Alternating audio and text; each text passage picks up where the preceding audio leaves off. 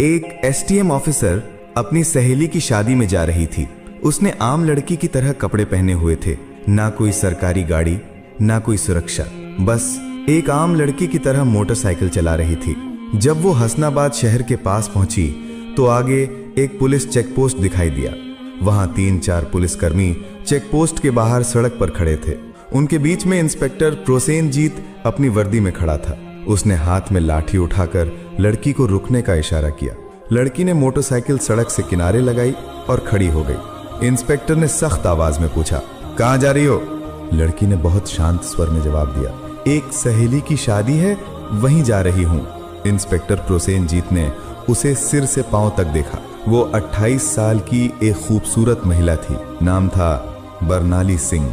फिर वो हंसते हुए बोला, अच्छा, सहेली की शादी में खाना खाने जा रही हो? लेकिन हेलमेट क्या तुम्हारे बाप ने पहनना है? क्यों नहीं पहना? और ये बाइक भी बहुत तेज चला रही थी। चलो अब चालान कटेगा। ऐसा कहते हुए उसने चालान की पर्ची निकालनी शुरू कर दी। बरनाली समझ चुकी थी कि उसकी नीयत ठीक नहीं है और ये सब एक बहाना है। उसने कहा, सर, मैंने कोई कानून नहीं तोड़ा है। ओ मैडम, हमें कानून मत सिखाओ, प्रोसेनजीत झल्ला कर बोला। उसने पास खड़े एक कांस्टेबल की तरफ देखा, फिर बरनाली की ओर मुड़कर कहा, इसे सबक सिखाना होगा। अचानक इंस्पेक्टर ने जोर से एक थप्पड़ मारा बरनाली के गाल पर। बहुत सवाल कर रही है, जब पुलिस कुछ कहे तो चुपचाप मान लेना चाहिए। बरनाली का सिर एक पल के लिए घूम गया, लेकिन उसने खुद को संभाल लिया। उसकी आंखों में गुस्सा साफ झलक रहा था। इंस्पेक्टर हंसते हुए बोला, अब भी इसकी आंखों में घमंड है। ऐसे कितनों को ठीक कर चुका हूँ, इसे अच्छी तरह से सबक सिखाना होगा। एक कांस्टेबल आगे आया और बोला, सर, इसे थाने ले चलते हैं, वहीं इसका इलाज होगा, तब समझेगी कि पुलिस से कैसे बात की जाती है।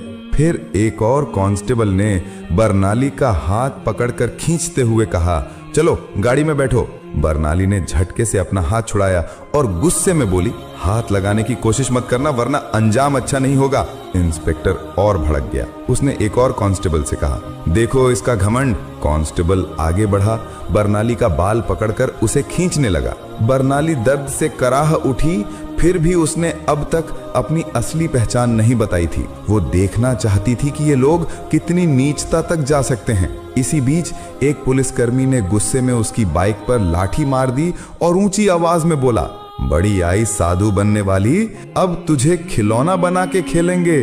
बरनाली सिंह अब अच्छे से समझ चुकी थी कि उसके साथ क्या होने वाला है और ये लोग कितना नीचे गिर सकते हैं। इंस्पेक्टर की आंखों में गुस्सा भरा था। वो जोर से चिल्लाया, तेरे जैसे कई होशियार देखे हैं, पुलिस से पंगा लेगी, आज मजा चखाएंगे। चलो इसे थाने ले चलते हैं, वहां समझ में आ जाएगा। इस समय भी बरनाली सिंह चुप थी। उसने अब भी अपनी पहचान उजागर करने की कोई कोशिश नहीं की। वो देखना चाहती थी कि ये लोग प्रशासन की कितनी बदनामी कर सकते हैं और एक आम नागरिक पर किस हद तक जुल्म ढा सकते हैं। इंस्पेक्टर प्रोसेनजीत अब खींच चुका था। उसके सामने एक ऐसी महिला खड़ी थी जिसके कोमल गाल पर थप्पड़ पड़ा था, जिसके बाल खींचे गए थे, जिसे जबरन सड़क पर घसीटा गया था। फिर भी वो एक मूर्ति की तरह शांत खड़ी थी, न कोई चीख न कोई आंसू। इंस्पेक्टर प्रोसेनजीत सोच रहा था, थाने पहुंचते ही देखता हूँ इस जिद्दी और घमंडी औरत का इलाज कैसे किया जाए। ये सिर्फ गुस्सा नहीं था, ये वो गुस्सा था जो अंदर ही अंदर सुलग रहा था। चौकी इंचार्ज इंस्पेक्टर हंसते हुए बोला, अब इसकी जबान भी चलने लगी है, चलो थाने, देखेंगे कितनी चलती है इसकी जबान। थाने में घुसते इंस्पेक्टर जोर से चिल्लाया, ओए कहाँ गए सब, चाय पानी लगाओ जल्दी, आज एक खास माल आया है। बरनाली सिंह अब भी कुछ नहीं बोली, बस थाने की दीवारों को देखती रही। वो देख रही थी कि ये लोग उन निरीह लोगों के साथ कैसा व्यवहार करते हैं जो कभी आवाज नहीं उठाते। तभी एक कांस्टेबल इंस्पेक्टर प्रोसेनजीत की ओर झुककर फुसफुसाया, क्या केस है सर? इंस्पेक्टर ने हंसते हुए कहा, अरे कुछ भी नहीं, स्पीड ब्रेक करो या हेलमेट का बहाना मारो, जो मन हो लिख दो, बस अनबर करना है और इसका घमंड तोड़ना है, ज्यादा सवाल मत कर। बरनाली सब कुछ सुन रही थी, लेकिन उसकी आंखें अब भी चुप थीं। मनो वो चाहती थी कि पुलिस की ये गिरावट खुद उनके ही मुंह से उजागर हो। इंस्पेक्टर कुर्सी पर बैठा, हाथ में पेन लिया और टेबल पर घुमाने लगा। फिर बरनाली की ओर देखकर पूछा, नाम क्या है, कहाँ रहती है, किसकी बेटी है? बरनाली चुप रही। फिर इंस्पेक्टर बोला, सुनाई नहीं देता, नाम क्या है तेरा? लेकिन बरनाली की चुप्पी अब भी पत्थर की दीवार जैसी अडिग। तभी इंस्पेक्टर ने जोर से मेज पर हाथ मारा, इतनी जोर से कि आवाज पूरे थाने में गूंज उठी। फिर गुस्से से चिल्लाया, सुनाई नहीं देता, नाम बता जल्दी। बरनाली ने मुंह घुमाकर शांत स्वर में उत्तर दिया, जी सुमिता शर्मा। इंस्पेक्टर उसके चेहरे की ओर देखकर हंसते हुए बोला, हो बड़ी चालाक लड़की है तू, झूठ बोलने में तुझे खासा तजुर्बा है, लेकिन याद रख ज्यादा होशियारी महंगी पड़ती है। एक भी गलती की तो पछताने का मौका तक नहीं मिलेगा। फिर बरनाली सिंह को जबरदस्ती उस सड़ी हुई हवालात में डाल दिया गया जहां पहले से 2 कैदी मौजूद थे। उनमें से एक कैदी ने बरनाली की ओर देखते हुए पूछा, बहन तूने क्या गुनाह किया है? बरनाली ने हल्की सी मुस्कान दी लेकिन कुछ नहीं बोली। अब वो बस देख रही थी ये पूरा सिस्टम कितना सड़ चुका है। अगर एक एसडीओ को बिना वजह अंदर किया जा सकता है तो आम आदमी की हालत तो सोच पाना भी मुश्किल है। अब वो उस कोठरी के कोने में बैठी थी, सब कुछ देख रही थी, सुन रही थी और हर एक हरकत को समझ रही थी। उधर इंस्पेक्टर प्रोसेनजीत एक झूठी रिपोर्ट बना रहा था। उसने आदेश दिया, इसके ऊपर चोरी और ब्लैकमेलिंग का केस ठोक दो, और फाइल पर हाथ मारते हुए बोला, चलो जल्दी। एक कांस्टेबल ने हिचकते हुए पूछा, लेकिन सर बिना सबूत? प्रोसेनजीत हंसते हुए बोला, इस थाने में सबूत लाए नहीं जाते, बनाए जाते हैं। कुछ देर बाद एक कांस्टेबल कोठरी में आया और बरनाली के कंधे पर जोर से हाथ मारा। तभी इंस्पेक्टर प्रोसेनजीत ने भी हाथ उठाया ही था कि तभी दरवाजे पर एक भारी कड़क आवाज गूंजी, रुको। सभी लोग घूमकर दरवाजे की ओर देखने लगे। वहां सीनियर इंस्पेक्टर संजय वर्मा खड़ा था। उसकी छवि बाकी अफसरों से कुछ बेहतर मानी जाती थी। वो अंदर झांका और महिला की हालत देखकर उसके माथे पर बल पड़ गया। उसने सख्त स्वर में पूछा, ये सब क्या हो रहा है?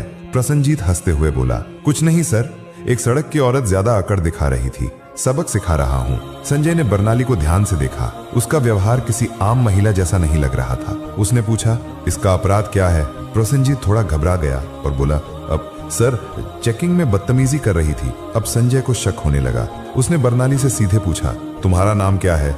बरनाली फिर भी चुप रही। प्रोसेनजीत हंसते हुए बोला, देखिए सर, नाम भी नहीं बता रही है। अब संजय पूरी तरह सतर्क हो गया। उसने सख्त आदेश दिया, इसे अलग कोठरी में रखो, अकेले। प्रोसेनजीत चौंक गया, लेकिन सर, संजय ने कठोरता से कहा, मैं खुद इसके पास रहूंगा। उसके आदेश पर बरनाली को एक और अलग कोठरी में ले जाकर बंद किया गया। वो कोठरी पहले वाली से भी ज्यादा बदबूदार और अंधेरी थी।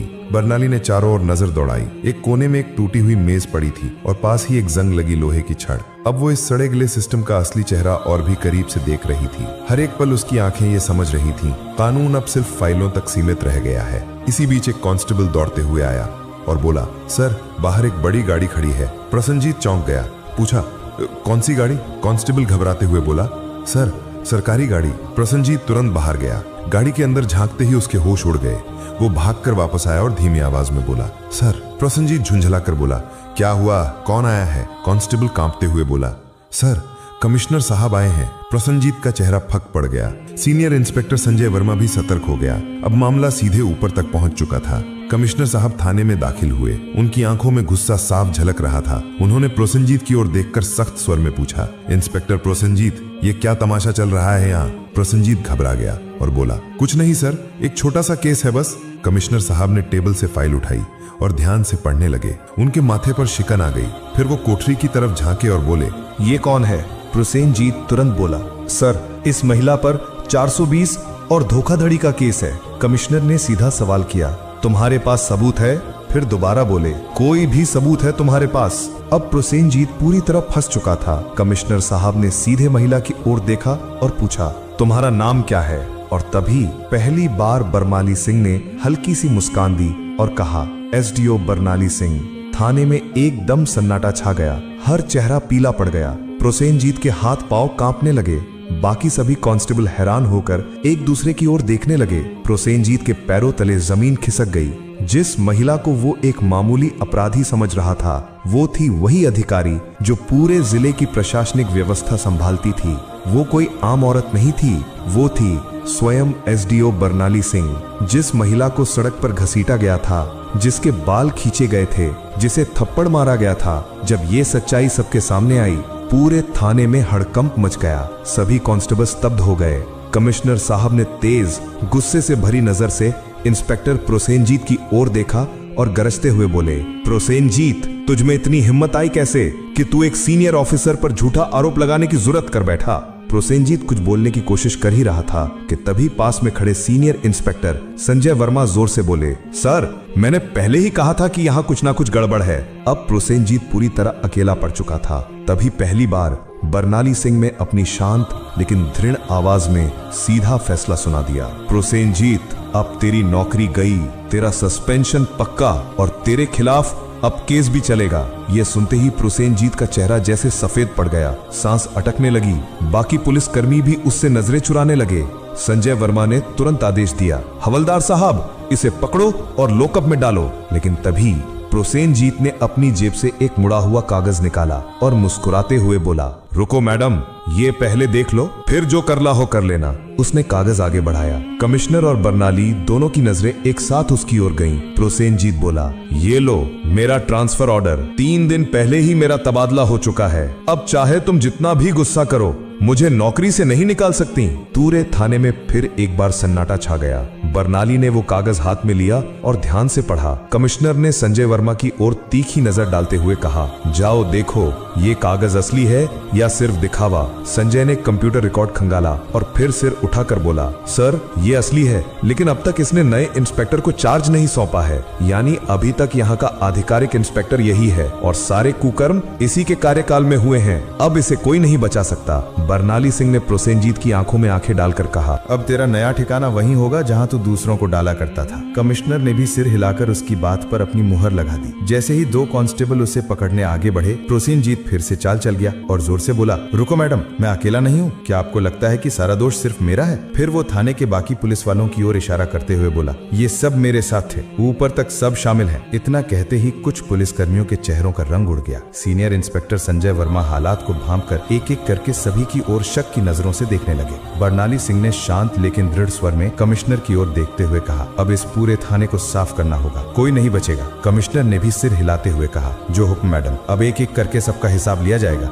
ये बात मुंह से निकलते ही थाने के भीतर बिजली सी गिर गई। थाने के बाहर कुछ पत्रकार पहले से खड़े थे। उन्हें पहले से ही शक था कि थाने के अंदर कोई बड़ा घोटाला चल रहा है। जैसे ही उन्हें खबर मिली कि पूरा थाना लाइन हाजिर किया गया है, उन्होंने तुरंत मोबाइल से ब्रेकिंग न्यूज वायरल करना शुरू कर दिया। उसी वक्त एक चमचमाती गाड़ी थाने के सामने आके रुकी। दरवाजा खुला और स्वयं एसपी साहब बाहर आए। चारों ओर नजर दौड़ाई, हर चेहरे पर हवाइयां उड़ रही थी। थाने के सारे अफसर एक तरफ चुपचाप खड़े थे। एसपी साहब ने तीखे स्वर में पूछा, यहाँ कब से तमाशा चल रहा है? लेकिन कमिश्नर और थाना इंचार्ज दोनों एकदम चुप थे। तभी बर्नाली सिंह ने सीधे एसपी की आंखों में आंखें डालकर कहा, क्या तुम्हें लगता है तुम बच जाओगे? संजय वर्मा तुरंत एक फाइल निकालकर बर्नाली सिंह के हाथ में थमा दी। ये वही फाइल थी जिसमें एसपी साहब के सारे काले कारनामों का पर्दाफाश था। बर्नाली ने वो फाइल एसपी साहब की ओर बढ़ाते हुए कहा, लो देखो, इसमें तुम्हारे हर गुनाह का किराया लिखा है। एसपी साहब के माथे से पसीना बहने लगा। कमिश्नर ने बिना एक पल गंवाए तेज आवाज में आदेश दिया, पकड़ो इसे, तुरंत गिरफ्तार करो। पूरा थाना स्तब्ध रह गया। इतने बड़े अफसर को किसी ने पहली बार खुलेआम इस तरह चुनौती दी थी।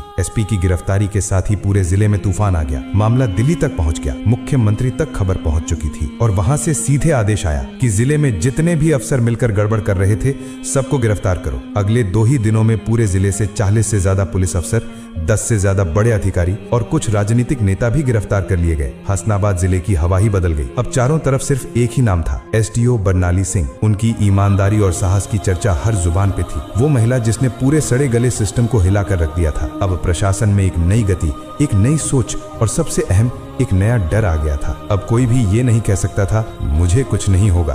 बर्नाली सिंह का काम पूरा हो चुका था। उन्होंने साबित कर दिया था, अगर मन साफ हो, नीयत सच्ची हो, तो पूरा देश भी सुधारा जा सकता है। अगर आपने वीडियो को यहाँ तक देखा है तो प्लीज एक लाइक जरूर करें और चैनल को सब्सक्राइब करके हमारा साथ दें।